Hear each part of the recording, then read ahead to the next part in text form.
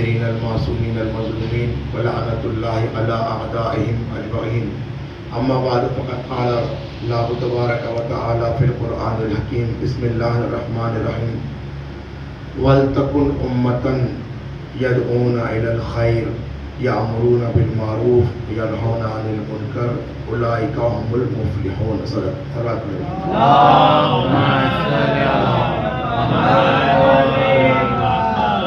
عزیزان گرامی،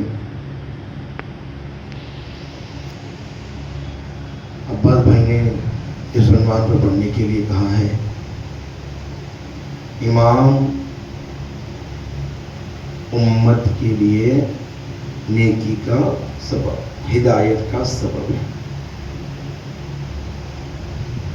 یقیناً جتنے ہمارے انبیاء آئے، جتنے اولیاء آئے، ان سب کا مقصد، ہدف، ایم صرف اور صرف تمام کائنات کی اصلاح ہے. ان کو سیدھا راستہ دکھانا ہے، مقصد یہی ہے، اور برائیوں سے روکنا ہے. جتنے ہمارے امام آئے ہیں، مولا کائنات علی ابن ابی طالب علیہ السلام، ہمارے آخری امام تک، ان سب لوگوں نے یہی کوشش کی کہ ہم جیسے لوگ سیدھے راستے پر آ جائیں. اور یہی مقصد اصلی ہے، خلقت کائنات کا مقصد ہی یہ ہے. اس لیے جس آیت کو میں نے انتخاب کیا، اس آیت میں خداوند متعال فرما رہا ہے وَلْتَكُنْ أُمَّةٌ يَدْعُونَ إِلَى الْخَيْرِ، تم وہ امت بن جاؤ. ایک مرتبہ ہوتا ہے کہ کام کرو، ایک مرتبہ نہیں، آرڈر دیا جاتا ہے کہ کرو، حکم دیا جاتا ہے. اس آیت میں خدا حکم دے رہا ہے وَلْتَكُنْ أُمَّةً يَدْعُونَ إِلَى الْخَيْرِ، ایسی امت تم بنو جو نیکی کی طرف لوگوں کو بلاتی ہو. ایسی امت بنو جو نیکی کی طرف تمہیں بلاتی ہو. یَأْمُرُونَ بالنیکی یعنی کیا؟ یَأْمُرُونَ بِالْمَعْرُوفِ وَيَنْهَوْنَ عَنِ الْمُنْکَرِ، لوگوں کو ہدایت کرو سیدھے راستے کی طرف اور برے کاموں سے لوگوں کو روکو. اولئک هم خیر اولئک هم المفلحون، اور یہی وہ لوگ ہیں جو فلاح پانے والے ہیں، کامیاب ہونے والے ہیں. صاف صاف خداوند متعال حکم دے رہا ہے اگر تم ایسی امت بنو گے جو لوگوں کو سیدھا راستہ دکھائے، برے راستے سے روکے، تو تم فلاح پانے والوں میں ہو جاؤ گے. یہ مقصد ہے.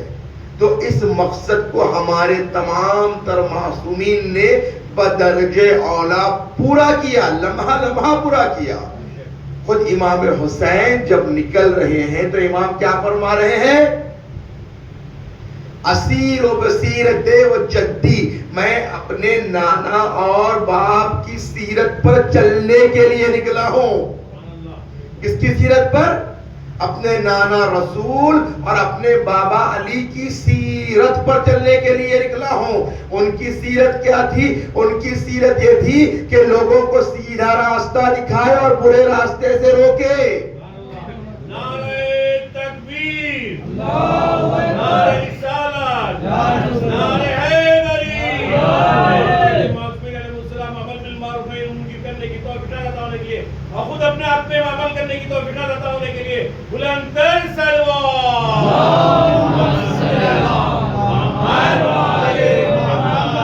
تو امام مقصد کو واضح الفاظ میں بیان کر رہے ہیں. میں اپنے نانا اور بابا کی سیرت کو زندہ کرنے کے لیے نکل رہا ہوں، کیونکہ امام دیکھ رہے تھے کہ وہ سیرت مر چکی ہے یا مرنے والی ہے، یا ختم ہو چکی ہے یا ختم ہونے والی ہے. اسی لیے امام نے کیا کہا جب نامہ آیا کہ حسین بیعت کر لو، تو امام نے کیا فرمایا؟ لا یبایع مثلی مثلو، مجھ جیسا اس جیسے کی بیعت کر ہی نہیں سکتا. کیونکہ میں وہ ہوں جو اللہ کا بھیجا ہوا نمائندہ ہوں. میرا مقصد لوگوں کی اصلاح ہے. اب میں اس کی بیعت کیسے کر سکتا ہوں جو کھلے عام گناہوں کو انجام دیتا ہے؟ یعنی امام یہ ہمیں پیغام بتا رہے ہیں کہ دیکھیے یہاں پر بات بارہا اپنے علماء سے سنا ہے. یہاں پر امام نے یہ نہیں کہا کہ حسین یزید سے بیعت نہیں کرے گا. نہیں، حسین جیسا یزید جیسے کی بیعت نہیں کر سکتا. اب ہمیں ان مجالس کے ذریعے حسین جیسا بننا ہے تاکہ یزید جیسوں سے اپنے آپ کو روک سکے. ہمیں کیسا بننا ہے؟ حسین جیسا. حسین جیسا بننا آسان نہیں ہے. لبیک یا حسین، لبیک یا حسین، لبیک یا حسین، لبیک یا حسین، لبیک یا عباس، لبیک یا عباس، لبیک یا عباس، لبیک یا عباس، لبیک یا زینب، لبیک یا لبیک زینب، یا زینب، لبیک یا زینب، لبیک یا زینب، لبیک یا یا زینب، حیدری، یا حیدری، یا سلوان. محمد علی محمد. تو ہمیں حسین جیسا بننے کی کوشش کرنا. ہم حسین تو نہیں بن سکتے لیکن ان کے بتائے ہوئے راستے پر چلنے کی کوشش ضرور کر سکتے ہیں، اور یہی مقصد ہے. پھر امام دوسرا جملہ کیا فرماتے ہیں؟ یأمرون بالمعروف وینہون عن المنکر. میں لوگوں کو سیدھے راستے کی طرف لانے کے لیے آیا ہوں اور برے راستے سے. یہ آیت کا ترجمہ کر رہے ہیں امام واضح الفاظ میں. تو عزیزوں، امام جب مدینے سے نکلے ہیں، آپ نے بارہا سنا ہے کہ کوفے سے امام کو کئی خطوط آئے. کئی لوگوں نے خط لکھ کر کہا کہ اے آقا، اے مولا، آ جائیے. اب سب کو معلوم ہے، لیکن کیا امام حسین کوفہ گئے یا نہیں گئے؟ سب کا معلوم ہے نہیں گئے. کیوں نہیں گئے؟ امام کوفہ کیوں نہیں گئے؟ علماء اس کے تین مقاصد، تین چیزیں بیان کرتے ہیں کہ کیونکہ سب سے پہلا مقصد تو یہ ہے کہ لوگوں نے جو وعدہ کیا تھا جناب مسلم کو دیکھ کر امام حسین نے دیکھ لیا کہ وہ اپنے وعدے کی وفا نہیں کر رہے ہیں. یہیں پر تین چیزیں ہیں. کیوں ان لوگوں نے خط لکھا اور خط لکھ کر امام کا ساتھ نہیں دیا؟ ایک، جان کا خوف. کیونکہ ابن زیاد نے کہا تھا جو بھی حسین کی مدد کرے گا ہم اسے قتل کر دیں گے، ہم اسے اذیت دیں گے. ایک تو عزیزوں، محبت وہ ہوتی ہے جو جان کی پرواہ نہیں کرتی. محبت صرف زبان سے یا حسین کہنے کا نام نہیں ہے.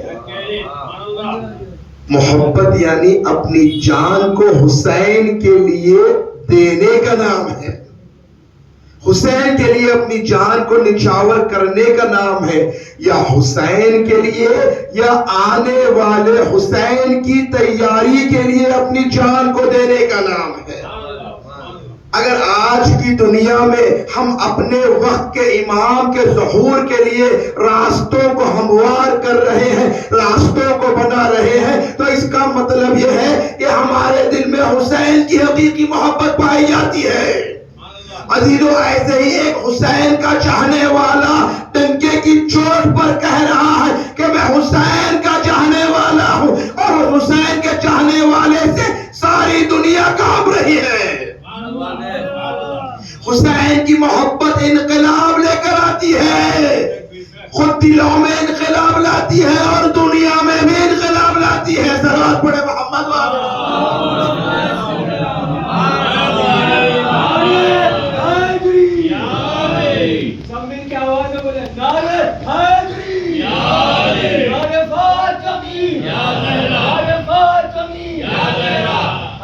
ہم نے خوشی کے لیے آواز بلند صلوات تو عزیزو حسین کی محبت صرف زبان کے ذریعے نہ ہو بلکہ عمل اور کردار کے ساتھ حسین کی محبت ہو، کیونکہ اگر محبت ہوگی تو انسان کسی سے خوف نہیں کھائے گا۔ اس وقت کے لعینوں نے ابن زیاد سے خوف کھایا، اگر آج بھی ہم وقت کے یزید سے خوف کھا جائیں گے تو ہماری محبت ویسی نہیں ہے جیسے حسین چاہتے ہیں، کیونکہ امام نے کیا کہا؟ لا یبایع مثلی مثلو، مجھ جیسا اس جیسے کی بیعت نہیں کر سکتا، تو حسین جیسا بھی یزید جیسے کی اطاعت کبھی نہیں کرے گا، کبھی نہیں کرے گا۔ ایک خوف اور دوسرا دولت، دولت کے ذریعے لوگوں کو خریدا گیا۔ دولت، ہم یہ سمجھتے ہیں کہ دولت ہی ہماری زندگی ہے، لیکن علماء فرماتے ہیں انسان دولت حاصل کرنے کے لیے پیدا نہیں کیا گیا ہے، انسان دولت حاصل کرنے کے لیے نہیں پیدا کیا گیا ہے، بلکہ مولا کائنات فرماتے ہوئے نظر آتے ہیں کہ انسان وہ گرا بہار قیمتی ہے، وہ موتی ہے کہ سوائے جنت کے اس کی کوئی قیمت ہو ہی نہیں سکتی۔ یعنی انسان کی قیمت اگر ہے تو صرف جنت ہے، جنت کے علاوہ کوئی قیمت ہے ہی نہیں۔ تو ہمیں دولت کے لیے اپنی زندگی کو خرچ نہیں کرنا ہے، صرف نہیں کرنا ہے۔ آپ اللہ کے راستے پر چلتے چلے جائیے، آپ کو دولت بھی ملے گی، عزت بھی ملے گی، شہرت بھی ملے گی۔ صلوات پڑھے محمد وعلی محمد۔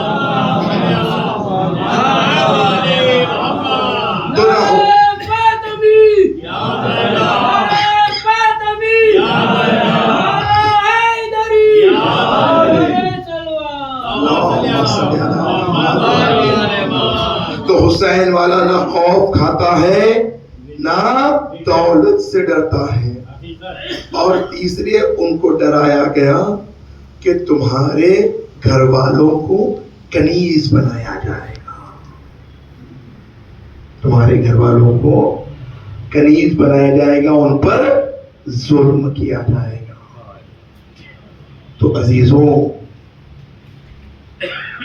حسین سے بڑھ کر کچھ نہیں ہے، بات صحیح ہے، بے شک حسین سے بڑھ کر کچھ نہیں ہے۔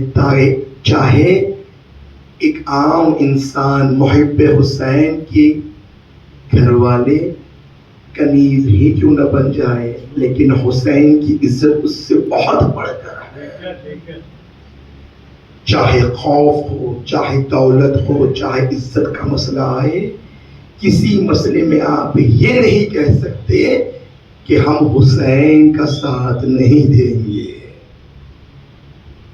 ان لوگوں نے یہی دھوکہ کھایا، محبت تھی ان کے دل میں، حسین سے محبت کرتے تھے، لیکن ان تینوں میں سے کسی ایک چیز میں گرفتار ہو گئے اور اپنے قدموں کو پیچھے ہٹا لیا۔ ہمارے وقت کا امام بھی ہم کو پکار رہا ہے، ہم بھی ہر روز صبح اپنے امام کو کہہ رہے ہیں اے امام آ جائیے، ہے نا؟ دعائے عہد میں ہم ہر روز کہتے ہیں اپنے آقا سے اے امام آ جائیے، جس طرح کوفے والوں نے کل کہا تھا کہ آ جائیے، ہم بھی کہہ رہے ہیں، لیکن ہمیں یہ ثابت کرنا ہے اے حسین ہم کوفے والوں کی طرح نہیں ہے جو خط لکھ کر مکر جائیں گے، نہیں، جب اب آئیں گے تو ہم اپنی جانوں کو آپ پر سے قربان کر دیں گے۔ یہی مقصد امام حسین ہے کہ ہم اپنے آپ کو اپنے وقت کے امام کے لیے تیار کریں، اور یہ اس وقت تیار ہوگا جب ہم اپنے آپ کو سیدھے راستے پر لائیں گے اور برے کاموں سے روکیں گے. یہی مقصد حسین ہے. مجلس عزا کا مقصد یہ ہے کہ ہم حسین سے قریب ہو جائیں اور شیطان سے دور ہوتے ہوئے نظر آئیں. یہی مقصد مجلس حسین اور شہادت حسین ہے. تو عزیزو اس مجلس کی وجہ سے ہم کو ہر قدم اپنے آقا سے قریب ہوتے ہوئے نظر آنا ہے. کس طرح قریب ہونا ہے, کس طرح حرم عام سے قریب ہو گیا ہے, کس طرح حرم عام سے قریب ہوئے ہیں. عزادارو حر کون تھا جانتے ہیں نا؟ حر کون تھا؟ حر وہ ہے جس نے امام پر اور امام کے ساتھیوں پر پانی کو بند کیا. حر وہ ہے جس نے امام کو ایک خاص جگہ پر روک دیا اور وہاں سے جانے کے لیے رکاوٹ بنا. کون؟ حر. لیکن وہی حر جب توبہ کرتے ہوئے امام کی خدمت میں آیا تو امام نے کیا کہا؟ اے حر تجھے میں نے بھی معاف کیا, میرے خدا نے بھی معاف کیا. بس اس مجلس سے ہم یہی سیکھ جائیں, حر کی طرح توبہ کرنا سیکھ جائیں. جب آنسو آئے تو اپنے امام سے کہے اے آقا و مولا, یقیناً میں گنہگار ہوں لیکن میں اپنی گناہوں سے توبہ کرتا ہوں, آپ مجھے قبول کر لیجئے, یقیناً وہ ہمیں بلاتا ہوا نظر آئے گا. ہاں عزادارو, کربلا کے میدان میں جب حر توبہ کے لیے آیا تو مقتل میں ہے, امام خود اس کے استقبال کے لیے گئے ہیں. ہم بھی ایسی توبہ کریں کہ ہمارا امام ہمیں بلاتا ہوا نظر آئے. ہاں عزادارو, یہ وہ ایام ہے جن ایام میں مصیبتوں کے پہاڑ ٹوٹے گئے ہیں. یہ وہ ایام ہے جن ایام میں ہمارا مظلوم امام قدم بقدم پریشانیوں میں گرفتار ہے, گریہوزاری کر رہا ہے. ہاں عزادارو, جب 11 محرم کو قافلے کو لے جایا گیا, سید سجاد کیا دیکھتے ہیں؟ ارے بابا کا جنازہ.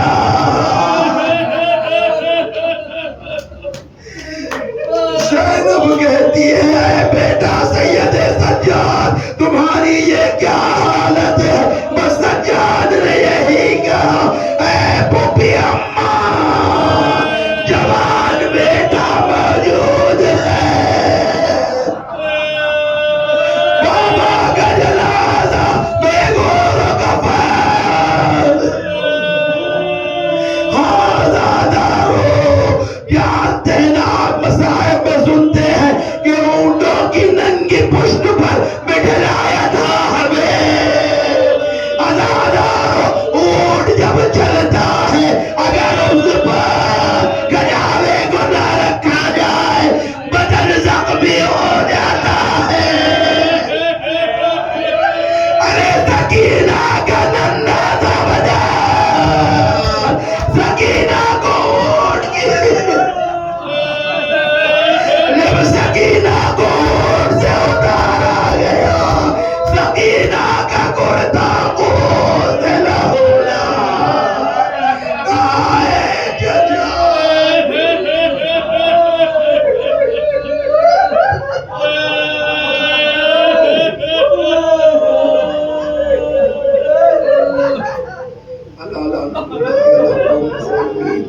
وَسَيَعْلَمُ الَّذِينَ ظَلَمُوا أَيَّ مُنقَلِبٍ يَنقَلِبُونَ. بار الہ ہماری عبارت کو قبول فرما, اس عبارت کے طفیل میں ہمارے گناہ کبیرہ و صغیرہ کو معاف فرما, ہمارے امام کے ظہور میں تاجیل فرما, ہم سب کو امام کے اعوان و انصار میں شمار فرما. آپ حضرات سے معروضہ ایک مرتبہ سورہ حمد و 3 مرتبہ سورہ اخلاق کی تلاوت فرما کر سید باقر موسوی مرحوم ابن سید الرازی موسوی, طاہرہ موسوی مرحومہ بنت میر عباس موسوی, سید عباس موسوی مرحوم ابن میر عباس موسوی